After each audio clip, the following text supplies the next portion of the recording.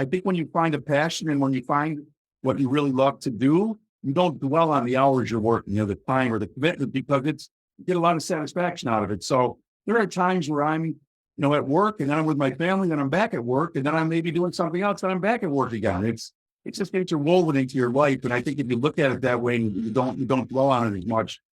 It's much easier to overcome those fears of failure or those things that hold people back a little bit. Welcome to Your Next Big Project is You, a podcast based around the theme of time. Time to be able to press pause on life. Time to reevaluate what's important. Time to reminisce about where you've come from, what you've learned, and what you've accomplished. Time to revisit your goals, dreams, and vision. And time to remember the people in your life. That's it, my friends. If you've got time, fasten your seatbelt and listen in as we discuss opportunities for the next 5 to 25 years of your life. And remember, your next big project is you.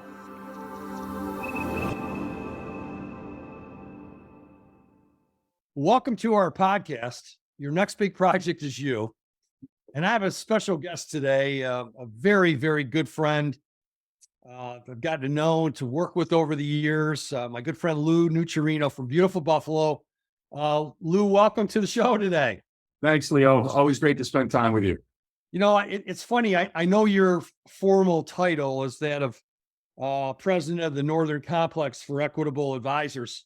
And I met you back in the AXA days, Yes. before some rebranding of things. But quite honestly, that's all secondary to me, knowing you, quite honestly, as the husband that you are, the father that you are, the consummate leader that I've seen firsthand from people across the Empire region, as you call it, across now even a bigger geographic footprint that you're now responsible for. So I think there's so many roles that I've seen you play in your life. It's one of the reasons I wanted to talk to you today, because of that admiration and knowing how you lead and the way you think, in the way people tend to follow, and in terms of the footprints that you have set out for people. So tell us a little bit about that journey, Lou. How'd you end up where you're at today? Yeah, I'd be glad to do that. Thanks for having me on, and I feel pretty fortunate to be able to tell the story. So after college, I took a job with the federal government. I actually worked in the immigration service for 7 years. And I come from a blue-collar family. My father worked road construction, grew up in the Depression. So it was always drilled in my head from an early age to get security, or what was perceived as security, benefits, pension, all those things that the government offered. And I did that for a few years, and I thought I had it made. And I don't know, one day I woke up and I just realized that I didn't have a passion for what I was doing. I didn't have a big motivation to really strive to do any better. But the mentality, and no disrespect to government employees, the mentality with the government was, well, you work for the government, you stay with the government, you put the 20, 25 in. So I kind of put my head down and kept working. And a couple of years later, that itch was needed to be scratched again. And, finally talked to my wife, and I decided to make a career change. In the mid-90s, I made a pretty significant career change, leaving that government world and coming into the investment and insurance world, where people thought I was crazy. And, really, some people had some serious talks with me about making that change. But I just knew I felt like I had more to give and more to do. So I came on board, with the company I'm still with now, Equitable Advisors, and ran a practice for a couple of years. And I liked doing that. But then I was tapped on the shoulder to get into a management role, get into a leadership role where I was building a team. And that's where I really found my passion. My passion was coaching, mentoring. I always say you do well by doing good for others. I built a pretty good team up here in Buffalo for about 5 years, and then was tapped on the shoulder to run the Buffalo branch. I was running a team in the office then. Did that for a while, and then it morphed into upstate New York, where we brought Buffalo, Rochester, Syracuse, and Albany together. And I've been doing that since 2014. And then most recently became one of 8 complex presidents within Equitable, where I'm overseeing a region which includes Ohio, Pittsburgh, Indianapolis, all the way down to Kentucky. So it just gives me an opportunity to help more people, to interact with more people. And I feel extremely fortunate of the opportunity I've been afforded. And I literally wake up every day, and 28 years later, and I still can't wait to come to work in the morning. And I know a lot of people can't say that. Yeah. Isn't it amazing when you reminisce and think back about growing up in, post-depression, and all the things that you learned from your mom and your dad, the close-knit concept of, with your family members, and all of a sudden you work for a number of years and it's like you reach your sweet spot. Like you said, this is it. In knowing you as well as I do, I think when you got in that position of now forming a team and getting people around you to elevate their game, to pursue excellence, to become their best. These are things I've known you known you by, I should say. It's in one of the reasons I wanted just to hear some of your leadership concepts and precepts and philosophies, as we say. Let's start with this one here. I've been with you before, where I've heard you say, Leo, if you're in, you're in. You're all in to do this. You've communicated that commitment to me. Where did that start, and what does that really mean to you? Yeah, and I appreciate you asking that. And it is all in. There's a difference between being in and being all in, right? And I feel like you need to be all in. And I think a lot of it is just from some trial and error. Like we've all made mistakes and had regrets in our life, whether it was on a sports team and maybe wishing I would have done a little more at the time, or I'm having an opportunity when I was younger that maybe I didn't give it my all because I was busy, being distracted by things that don't really matter.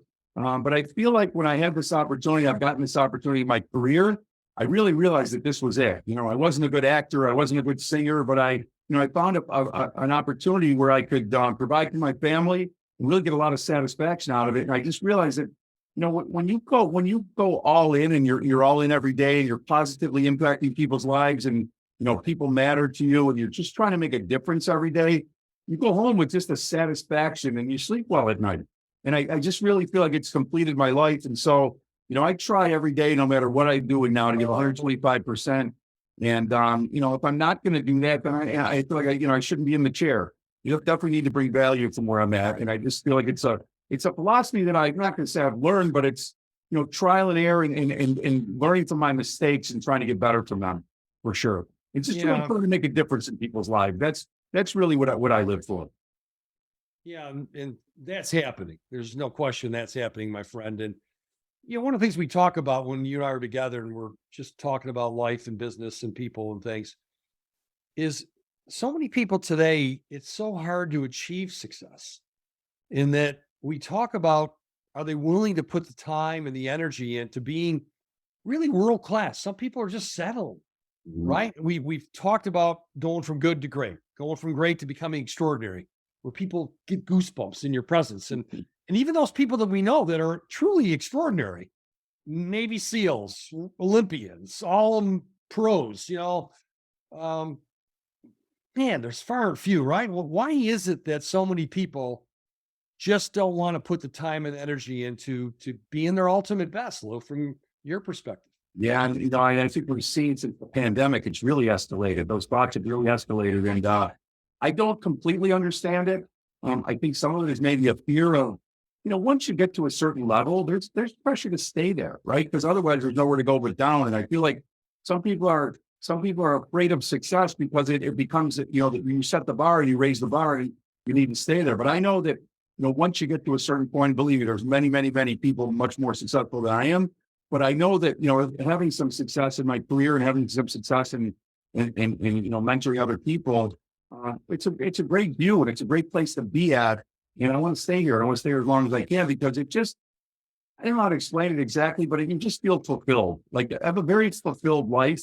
And whether I'm at work or whether I'm with my family or whether I'm with friends, it doesn't matter. It's just part of my life.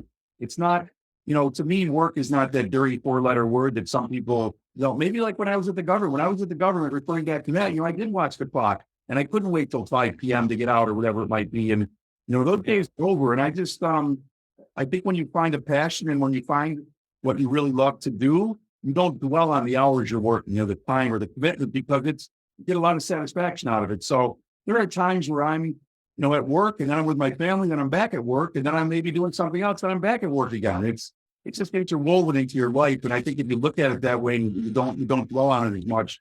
It's much easier to overcome those fears of failure or those things that hold people back a little bit. Yeah. You've just figured out a way. You exemplified this, and that's why I believe you practice what you preach, where you seamlessly integrated life and work. It's almost like no separation.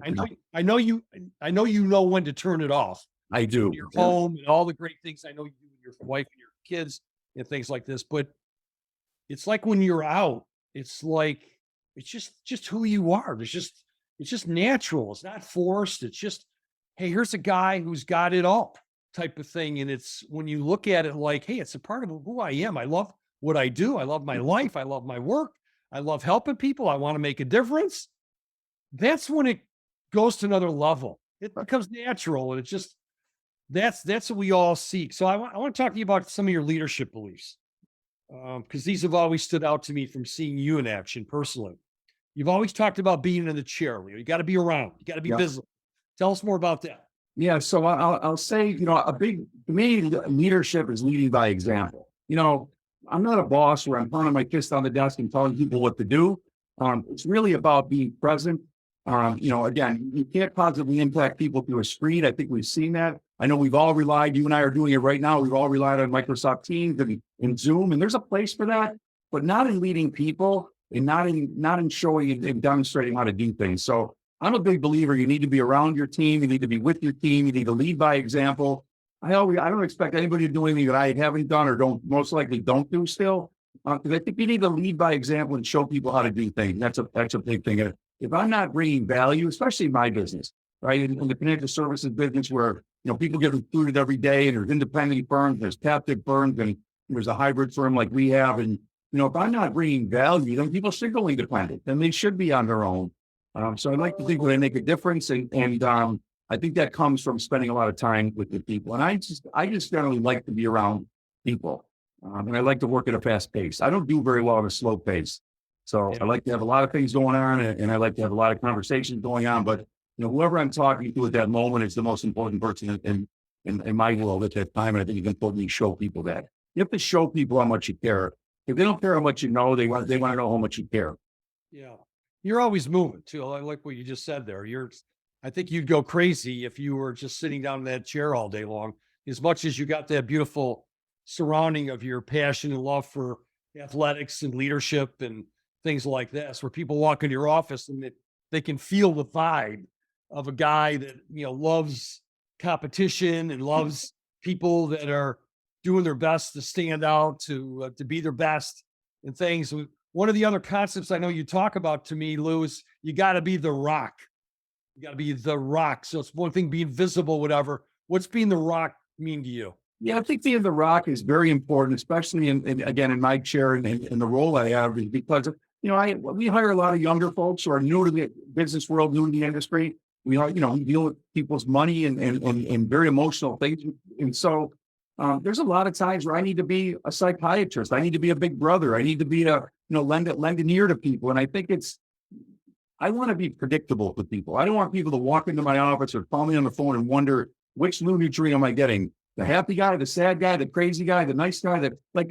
You got to be predictable for people. You got to be reliable and stable. I feel like, and again, I'm not telling you I'm perfect. I'm not by any means, but I just try to be that for people because I know, it's part of my role is to help people through situations and to be that calming influence or be that voice of reason. And obviously, as my hair is grayed a little more, I've gotten more experience in doing that, and I just try to be that reliable, stable, predictable person that I feel like people need in their lives.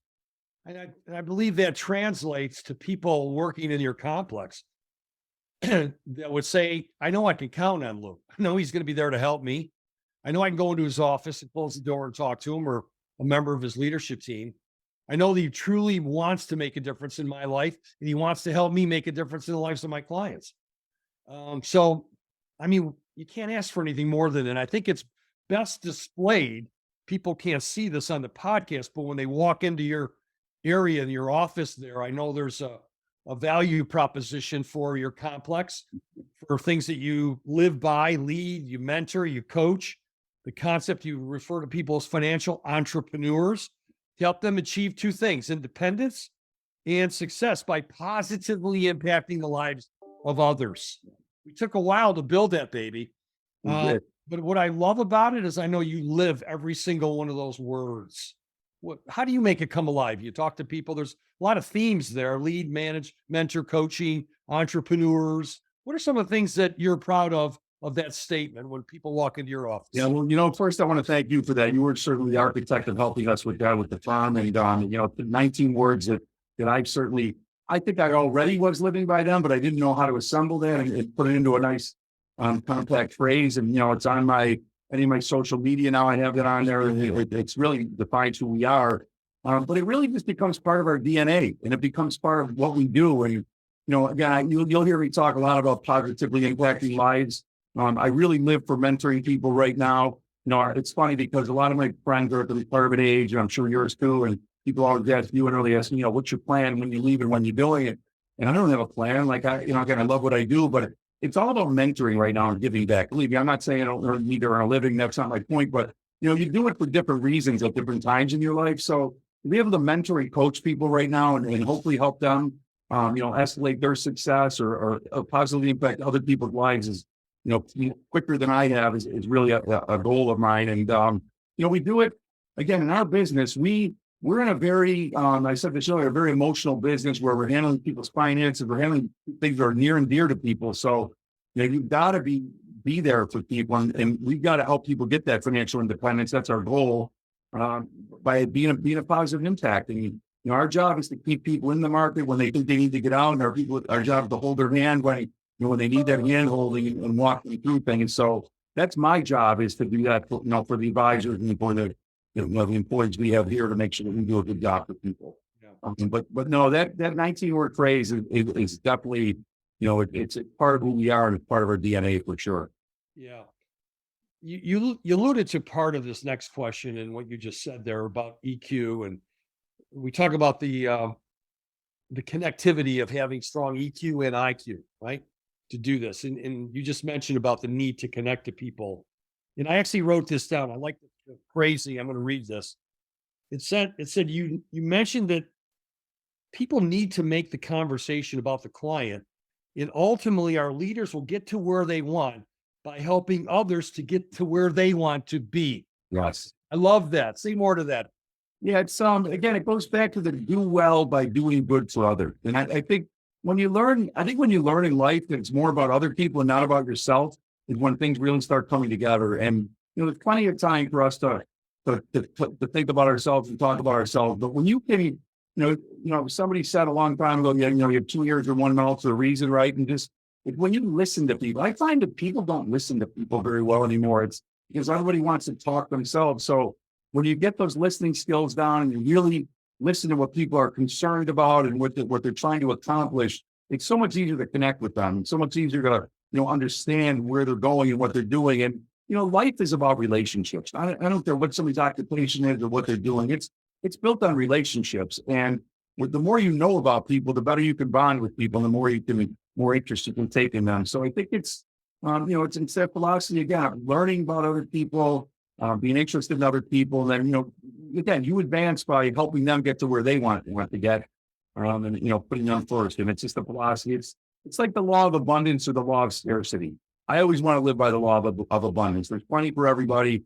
You have those people who live by the law of scarcity. It's just it's a different vibe. You get a different vibe on that. Yeah. So it's a good way to live, and it's worked well for me. Yeah, no doubt it's worked well for you. And I think about this as a way to close this discussion with you off today. As you remember, there's just some concepts that I'm focusing on, that everything from living a life of significance to living a life with no regrets to living a life with abundance. I know it's a key word to you versus scarcity. And it really, what I like to do, Lou, is to challenge people to think about their time, their talents, their treasure, and how they can make a difference in the life of others. And it's funny, when I was looking at these cards today, I said, geez, the one, this would be a good one to end the discussion with you on. It's a card on significance. It says, what does a life of significance mean to you? Lou Nuchereno, this is your life.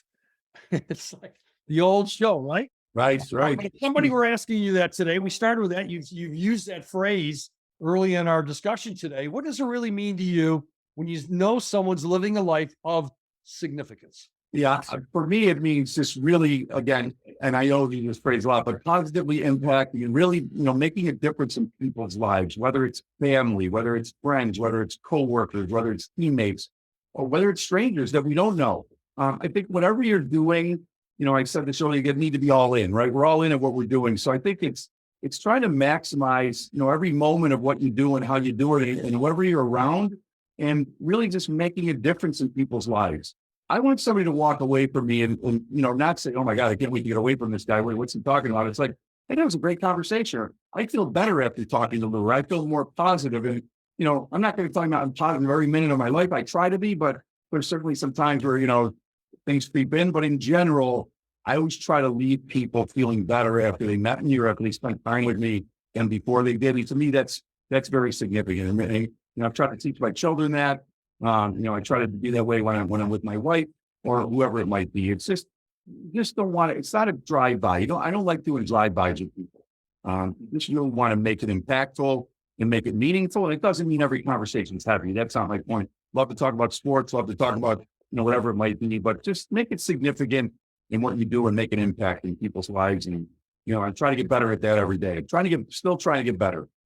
Yeah, yeah. That says it all, my friend. It's our shared values. I know that's kept us close many, many years. Sure. It's been For way sure. beyond business. It's, love of family and appreciation and valued friends. And really, I know you and I, it's just that pursuit of excellence and just like, it's a mindset. I remember you and I talked years ago. Remember I said, this is going to be my best year ever. It's going to Yes. be the best decade ever. Yes. And I know you think like that too. And so that's one of the things I love about you. So I'm better off from knowing you, my friend, because of all the ways that you live and lead. So I thank you. Thanks for joining our podcast today. I know people are going to take some excerpts out of this and want to follow up in terms of, knowing more about your leadership style and your approach and the type of organization that they probably want to be a part of in the future. So many I thanks. appreciate that, Leo. Thank you very much. And always great to spend time with you. You and I always have a great conversation going together. All right. Thank you, my friend. Thank you.